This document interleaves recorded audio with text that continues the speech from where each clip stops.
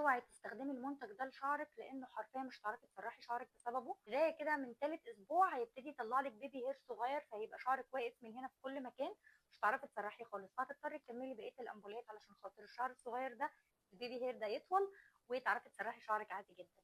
الهير لوشن ده من باريشيا فارما، وانا كلمتكم عليه قبل كده من اول ما جربته. دي تاني علبه، دي المليانه اللي لسه بادئه فيها. انا ما بستغناش عنه يا جماعه الصراحه. دي اهي لسه مستخدمه، استخدمت واحد والتاني موجود هناك على الكومودين. دي اللي مليانه ودي الفاضيه. بصوا دي خلصانه خالص اهي، انا ما بستغناش عنه خالص، لانه من احلى المنتجات اللي انا جربتها، وكمان بكتبها بعد السيشنز بتاعه الهير بوستنج او علاج الصلع النسائي او نقص الفيتامينات اللي بيسبب تساقط، بيعمل انبات حرفيا بدايه من ثالث اسبوع. انا كلمتكم عنه قبل كده بس حبيت اكلمكم عنه دلوقتي لان هم عاملين اوفر باي 2 جيت 1 فري، وكمان الشحن مجاني، ده من خلال اللينك اللي انا سايبه لكم فوق في البايو.